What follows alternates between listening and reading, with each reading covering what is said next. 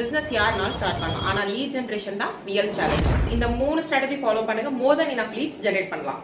Number 1, Google ads. கூகுள்ல உங்க product service உங்க கஸ்டமர் தேடும் போது அந்த பர்டிகுலர் கீவேர்டுக்கு நம்மளோட வெப்சைட்டை ரேங்க் பண்ணலாம். அதுல இருந்து டிராபிக் ஜெனரேட் பண்ணி அதுல இருந்து லீட்ஸ் ஜெனரேட் பண்ணலாம். இதுல காஸ்ட் பர் கிளிக் கொஞ்சம் ஜாஸ்தி, ஆனா வர லீட்ஸ் குவாலிஃபைடா இருக்கும். ரெண்டாவது மெட்டா ஆட்ஸ்.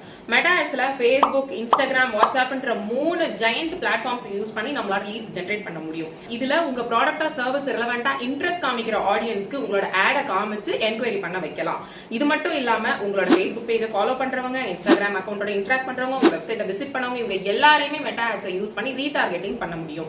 மூணாவது SEO. பெய்ட் ஆட்ஸ் எல்லாம் வாடகை வீட்டுல இருக்கிற மாதிரி நீங்க ஸ்பெண்ட் பண்றது நிறுத்தின உடனே லீட்ஸ் வர்றது நின்றோம். ஆனா SEOன்றது சொந்த வீட்டுல இருக்கிற மாதிரி. ஒன்ஸ் நீங்க ரேங்க் பண்ணிட்டீங்கன்னா ஒரு 1 இயர் வரைக்கும் கூட உங்களுக்கு ஃப்ரீயா டிராபிக் கிடைக்கும்.